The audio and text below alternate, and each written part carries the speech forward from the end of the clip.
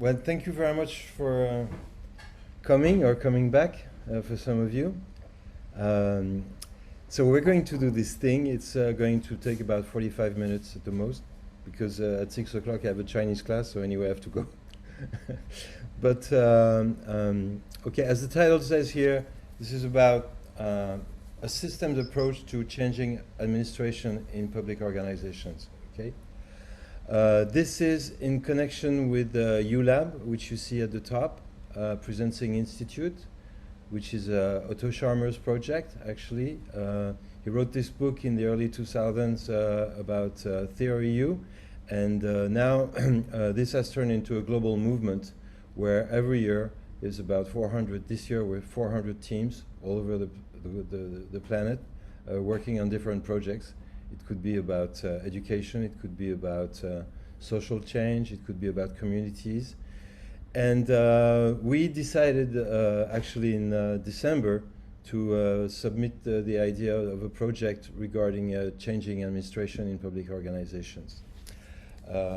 When we talk about this, people say, wow, man, this is such a big project. How can you handle this?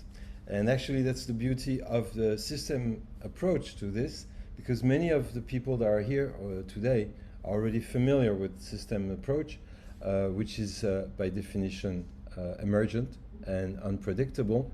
So we don't know what's going to come out of that, but what we know is that it's going to be very different from maybe what we expect. Okay. I think it would be nice to connect to a couple of stories. All right.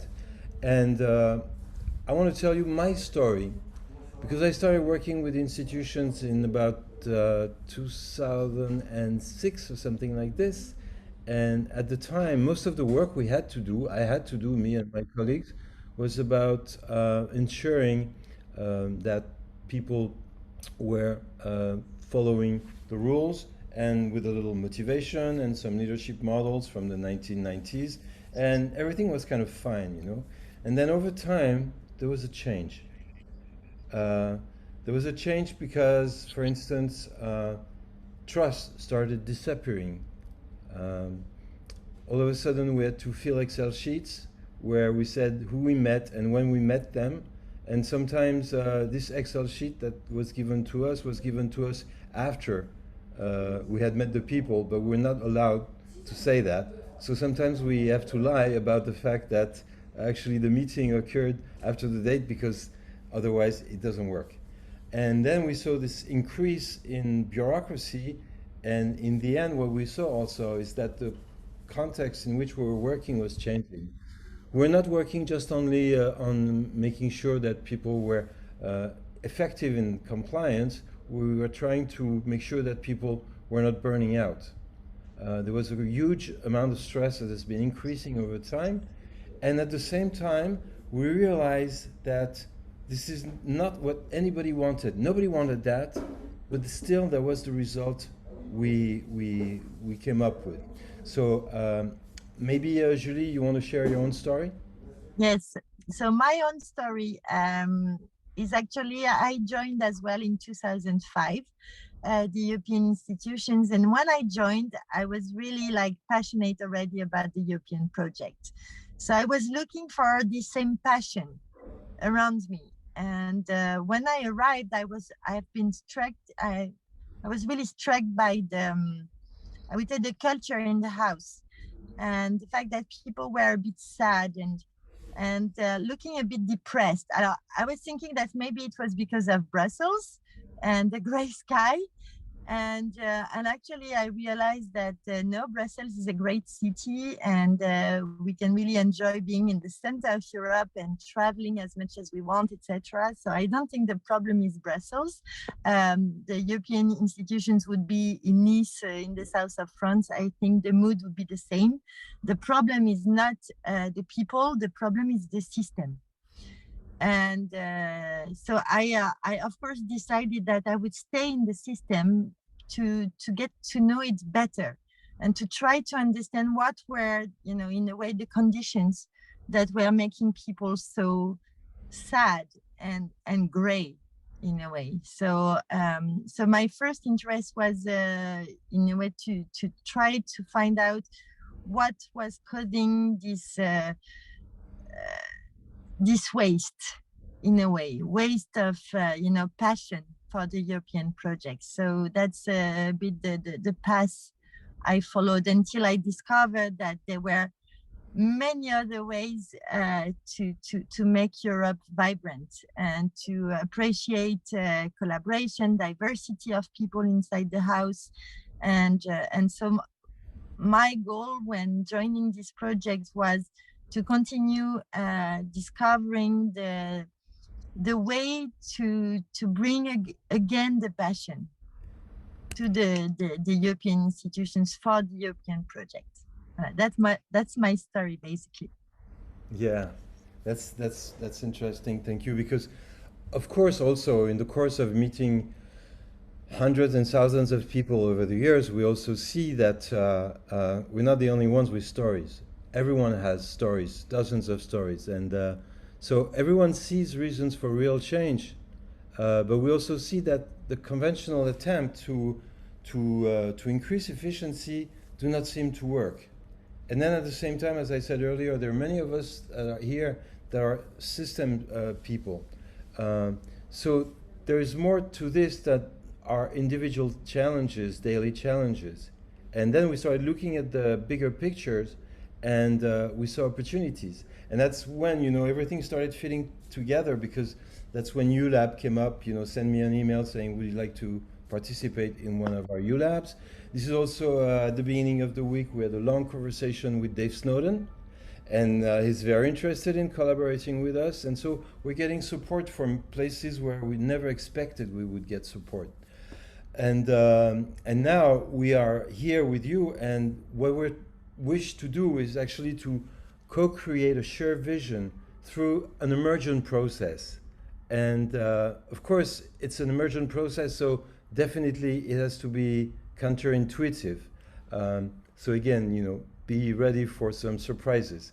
One of the surprises I can see already is that we've been iterating our process, and maybe we're going to have several kickoffs, and that's really okay. Maybe we don't need to do things the way they were done before. So that was the thing about our story. Okay. Now, I would like to maybe introduce you to our core team. So I'm going to share my screen again. I'm doing this here, okay.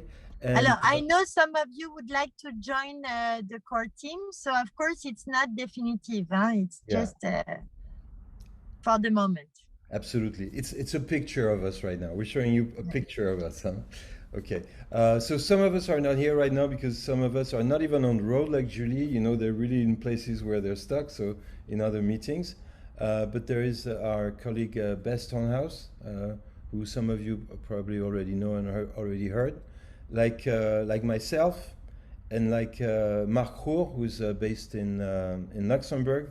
We're consultant, trainers, coaches, depending on which order you want to take it, for at least 15 years, each of us.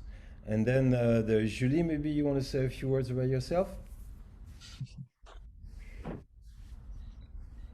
If I want to say something, I was just reading the post of Anna about Indiana Jones, that she would like to be part of the core team if Indiana Jones is into. So we are not Indiana Jones, but we are pretty fun. So yes, so you understood that I've been around the European institutions for the past 15 years, and I decided to sort of remain a kind of outsider, in a sense that I'm a consultant and not a member of staff. Yes, and Andrew, I agree, Indiana Jones is too old now. There's better, there's Stefan. Yeah, I should put on my hat, okay. All right. Yves, you want to introduce yourself? Sure. Hi, everyone. So yeah, in a couple of words. So basically, I mainly gained experience as a business and a management consulting in the past, working for these big corporations all over the world. But at a certain moment, I really felt that I didn't I didn't belong in these bigger organizations because I wanted to take a more systemic approach to things, to look at the bigger picture, to tackle issues at hand. And that's actually the reason why at a certain moment I decided to become an entrepreneur. So that's what I'm doing on a daily basis now, really from a systemic perspective, then not only from a digital perspective. So that's me. And yeah, how did I end up in this project? Because that's actually the more interesting thing, I think. A couple of months ago, I joined the systems innovation community in Brussels, and I got to know Stefan. And actually, we were the only ones who were in the community at that moment. We started to work together, and yeah, like everything is an emergent process, also this is one. So I ended up talking with him and learned about his project, and it seemed really interesting to have impact and to add some value from my background, and to add some diversity to the team. So that's actually the way I ended up here, and now I hope to collaborate with all of you to make this happen and to see what comes out of it. So that's about me. Okay, great, thank you. So, and as Julie said, you know, we're really happy to welcome more people because we're really at the beginning, so we're gathering momentum. And as I said earlier, you know, to have Dave Snowden on board, for instance, for us, it's big reassurance. We need people from the institutions. We need people from outside the institutions. We actually are also looking at public organizations in general. So we're very happy to see this. We see here, for instance, that there's Alain, who, thank you for coming. Actually, we never met, but we exchanged a few words. Maybe you want to say something about your previous experience? We're not going to introduce everyone, but I think, Alain, it's nice to have you on board. Hello. Yes, well, I received an invitation from you via LinkedIn. Actually, I was in the Ulab Brussels this year as a co-facilitator, and so we had this small group to apply the principles of the U theory in practice with people who join. And as I am also at the same time a consultant within the European Commission, as an external consultant, I thought that this was interesting to make a linkage between both with the experience, the practical experience in both sides. Okay, great. Well, thank you so much for that, and probably we need to talk afterwards again. All right, thanks for coming. Yeah. So actually, I think that by now you get maybe not necessarily a very clear idea, but a clear enough idea so maybe you can connect with your own experience. And what I suggest is, what I'm offering you to do is probably get into breakout rooms for just a few minutes to see how you guys, and I'm putting the question here in the chat, to see what are the challenges you would like to solve by being part of this. And actually there are two parts to this, and I leave it as open as you wish. There are some short-term challenges, like your work environment, your individual environment, your community, and there are also some long-term challenges. That is to say, societal challenges you see around you, and are connected to the way, for instance, because here we're in the scope of the European institutions, where the European institutions have a part to play. So it could be anything. It could be on a very short range or on a larger range. And just to see what are those challenges that you would like to solve by being part of this. It's an opportunity for you to create some sense making. And also by asking you this, I would like to reframe that in this notion of alignment between what is good for what is good for me, what is good for my team, for my unit, what is good for my institution, what is good for Europe, and what is good for the planet. And I think nowadays we really need to have this kind of alignment.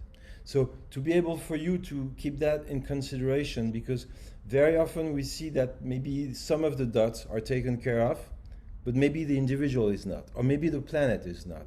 And nowadays we cannot skip one either of those. Okay, so I guess maybe like 10 minutes is enough. I mean, we're very good with time, huh? So it's going to be a short session today.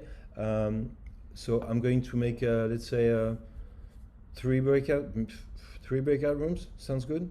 Huh? Okay, so we make 3 breakout rooms. I will send you again the question, which is already in the chat. What are the challenges you would like to solve by being part of this? And I will go around, and in 10 minutes we come back, we share results, and then we move on. Is that okay? Okay. All right. So I hope you were not extracted against your will from the breakout rooms, because usually we get stuck in the middle of a sentence or something like this.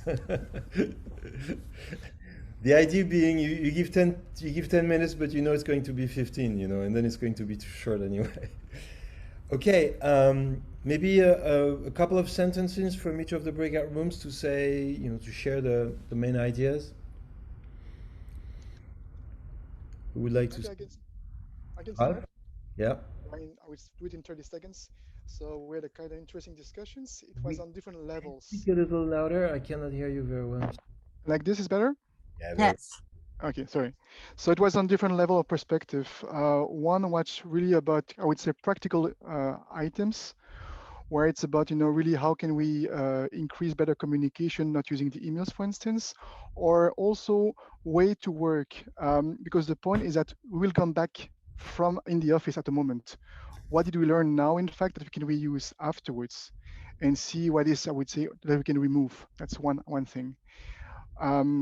And something more, I would say, kind of global stuff. It's about what we call, let's say, the consciousness of the image of what is the EU with the member states and the citizens, and that the separation is artificial. That was another item that was interesting. So this is more about the way of how can we go into the branding awareness part to make it that we are part of it. We are human and we are in different layers stuff in that part. Also, another item is that as a citizens or business, I use the keywords that we all know, process and rules may be really difficult to understand. And then the perception is that it's too complex to understand what we can do with the EU. So how to simplify, in fact, what the EU can provide to citizens and I would say businesses. And something more linked to the theory U is about the notion about trust. How can we build and see how we can build trust between the human being? So multiple perspective, different spectrum, from really practical to more global. So taking your, I would say, kind of explanation from yourself, the team or the group, and then the planet, that's the approach there inside. Okay, great. Thanks for that. Yeah, very interesting. Another room? Yeah, so I was also appointed as a spokesperson.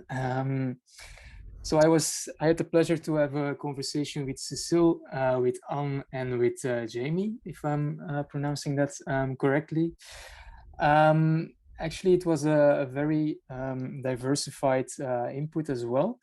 Very interesting to hear the different stories. So from Jamie's perspective, he was especially interested in the TREU methodology and how it can be applied on a daily basis within the European Commission, because he feels like change is happening, but he's looking into different, or he would like to understand how to approach things differently on a daily basis. Then we had Anne, who had a very interesting story. She is apparently already with the Commission from 1995, so she has a lot of stories to tell, I think. But one of the things she mentioned was actually the environment within the European Commission, that it can be very toxic. I think it's a strong statement, but it's good that it is raised, such a thing, because as an outsider I wouldn't of course know that. So it's very interesting to see, although it doesn't sound too good. And that, yes, systems and structures today are actually slowing things down a lot. So I think that's very fundamental. And then she mentioned about the fact, look, we have a huge transition in front of us with all the ambitions we have from a policy perspective. She raised the fact that the CO2 emissions need to be reduced by 55%. And if all these systems are so slow, so slowing us down, then it will be actually very difficult to realize that. And then another interesting point she raised was actually about the fact that the commission internally, the identity of the commission is still built around the fact that they're on a growth path rather than on a path towards actually doing something about these emissions, which is, of course, if that's fundamentally true, then it's something we really need to look into, starting today. Because it's like she mentioned it nicely. She talked about scientifically dubious, and it's true if your current organization is moving in a certain direction, but everything is so slow and it can be moved. And on the other hand, you need to make that huge transition. Then there's a huge disconnect, and you really should do something about it. So I think it's a really interesting story where we need to work around in the coming weeks. And then we had Cecile, who already had to leave us for another meeting. But he was talking about also something like that it could be a toxic environment, and that actually it could be harmful even to work for the European Commission. So also very strong statements. But on the other hand, he said, look, I really want to help also to make the world function better and actually apply topics like complexity and social presencing, so that we can liberate ourselves and do it in another way. So that's what I heard from the different people in the group. So very interesting and very challenging things ahead, I think. Yeah, great. Thanks a lot for that. We still have another group, but I can already say that the next slide we're going to watch is really about what you just covered. Thank you. And then the last group. So I will go first, but we didn't manage to have a spokesperson, okay. So I feel a bit. So please, Andrew, Mariana, and Caroline, complement or correct what I'm saying. So, well, what was the common, I think, word that came to our mind was sustainability. So the ultimate, picture that when you were referring to the planet or beyond, it's really the sustainability where we all find out ourselves, and then.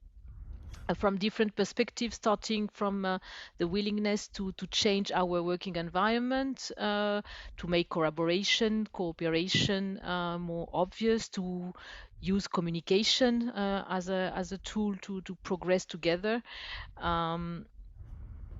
We shared our respective experience from a short to longer time in the institutions. So it was mainly, yes, to see how we can contribute to the overall climate challenge as well, beyond the policy which are ongoing or with some doubts for some of us on certain aspects of the policies that are currently driven.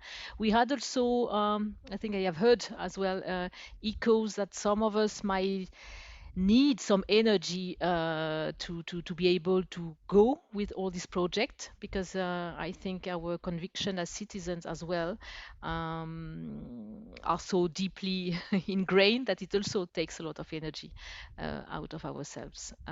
So yeah, I don't know whether someone wants to complete, but I guess we need a break, Bill. Yes, go ahead. No, I think Isabel said most of it, but I think we touched on some of the issues that the other groups touched on as well. Toxicity and trust, and caring for each other, and all of us had sort of macro level goals and personal level goals as well. Voilà. Thanks. Great. All right. Thank you very much for this. So actually, I'm going to share my screen again, just to need to make a little adjustment, and we'll be fine. All right, because all of that, it goes to the famous saying, we cannot solve our problems with the same thinking that we use when we create the problem. So this is also a very different approach, and most of you being familiar with the Ulab approach, actually. This is exactly what we're going to do. We're going to look at this from a totally non-conventional way, very counterintuitive, and it allows us to resolve some paradoxes where bureaucracy, as Weber, I forgot his first name, Mr. Weber, at the beginning of the 20th century, he said, c'est comment?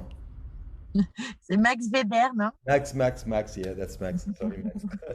So that it's the most proficient form of organization, and now we're getting like very opposite result. So with this emergent process that we're going to be working with, so it's really a lab, so meaning like it's an informal group of people that is creating innovation, and we're going to be prototyping options, okay? And the results and the impact we're going to have can be very big, even though at this point there are only very few people in this room, but I don't doubt that, first of all, the numbers are going to increase, and secondly, because of the power of the leverage points that come from the processes we're going to be using, we're going to get results. And I would like to be clear also on the fact that our starting point is not the usual causal cause and effect kind of approach, but it's really a systemic approach. So again, I said it several times. I'm very happy to repeat it. We're going to end up in some places maybe we didn't expect, but this is where we need to be. Which is the nice thing actually, is to be a lab which is outside of the organization, because then we can follow a track unencumbered by external pressures or ideas or stuff like this. We just follow the track of the system. As we say, we listen to the voice of the system. So now, just to finish with, Yves, maybe you can say a few words about our timeline. I sure can. So roughly said, it's actually an endeavor of 16 weeks, which consists of 4 parts, each part being 4 weeks. And the first 8 weeks will really be about getting to know each other, sharing each other's stories, trying to understand, okay, what is the current reality. And in the first 4 weeks, this will be a very rough reality. So we will look at the initial picture we see inside or outside the European institutions. And based on that picture, we will actually dig deeper and work with or do some workshops and do some interviews to actually come to a, let's say, full picture. It's never a full picture, but at least it's like the systemic picture we see with the people that are actually collaborating together. And so after those 8 weeks, when we have that systemic picture, the purpose is really to look into possible, let's say, changes or shifts that can bring us to the ideal situation where we want to be. So that's actually the transition design phase so the third part of the project, where we will all share our visions, future visions, based on this common understanding that we built in the first 8 weeks. And when we have potentially detected some changes or shifts that we could make, in the last phase we will then actually come up with prototyping. So that's actually the options perspective that Stefan shared earlier. We will look at different options, different prototypes, and do different experiments to see, okay, how can we then change the system where we've built the common understanding about, and where we saw some potential changes that we could make. And when we have these prototypes, we can see further whether we will defer some prototypes, whether we will scale some other prototypes. It will be a new let's say, insight that we gain, and potentially we will do another 16 weeks, or we still have to see, of course, where we will end up. But there we will decide how to move forward with everything. So as you can see, it's really an emergent process, like Stefan already mentioned. And the key is to actually collaborate together, create a shared vision, create a shared understanding of what needs to be changed, and then coming up with prototypes. And maybe here I can just add, because we didn't really clarify the position of the European Commission with that project. We are consultants that are working for free on this project. Our purpose is to learn, of course, the approach and to train you, and so voila. Just so you know, we are doing this for free, and it's a learning experience for everybody. Yeah, actually, that's also the beauty of the thing. I think we're becoming more efficient by doing pro bono work. I mean, I do this all the time when I work with units.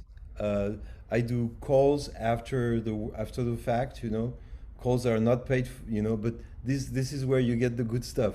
This is where when you do the free stuff is when you get the most leverage. It's amazing, yeah. So that's where we are, and I think many of those things are going to be happening more. I guess now we're finished almost. What will happen next is, as Yves was describing earlier, is actually okay. We need to more people. So as you said, Andrew, in the chat, you know, it's really okay. I mean, really, it's nice to bring in more people. Because we know that sometimes people come in and then have to then some go and so on. So we're really comfortable with that. All right, we don't have any. We manage expectations in an effective way. But very concretely, what's going to happen is that we will have a couple more meetings among ourselves to design the first workshop. And we will invite you to the first workshop, actually, if you're interested. And then we will have probably more workshops on the first phase, and then more workshops on the second phase. So it's an iterative thing. We're not just going to do one event; we're going to do several, because we learn from each event. Okay. And for those of you who were there last week, we probably already see the difference because we learn, which is the nice thing, actually.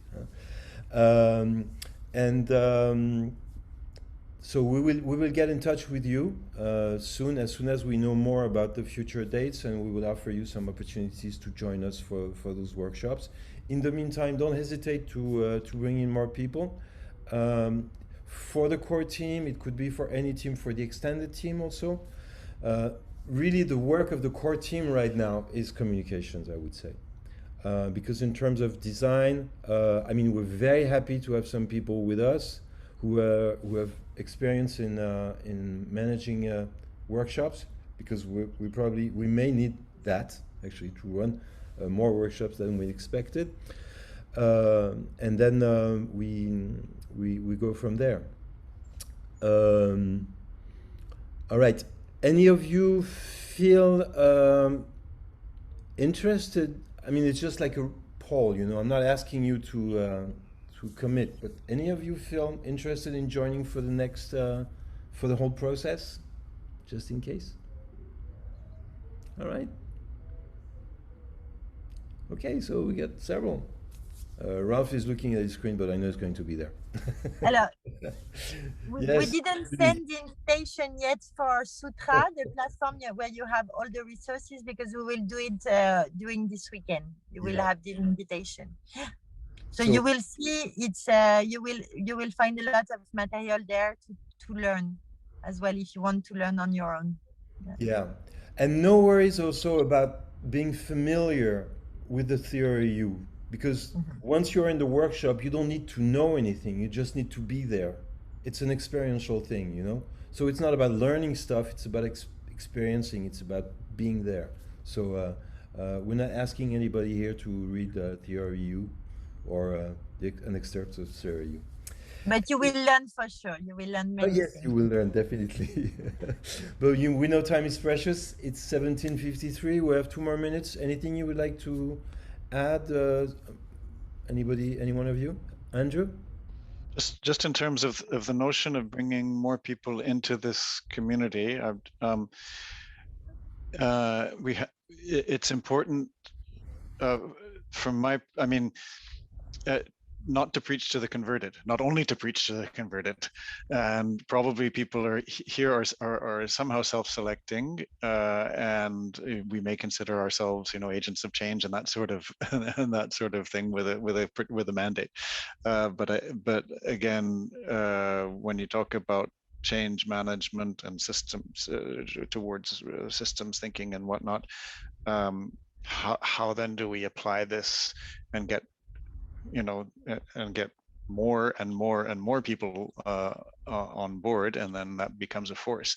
Maybe that's one of the objectives of the whole of this whole thing. But I think bringing people in at key times and engaging them, it's a delicate issue, but it's an important one. So voilà, maybe we can continue talking about this, but I'd love to.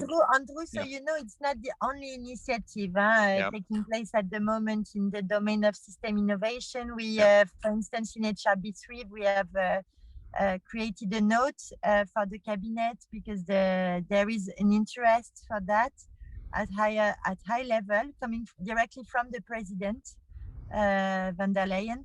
So there are other initiatives, but for sure, this project, of course, we can be many, and we will be very happy to welcome people, but we don't need, you see. And it's also important that those who are in understand well that it is it's a lab, and so it's also a learning experience for us as well.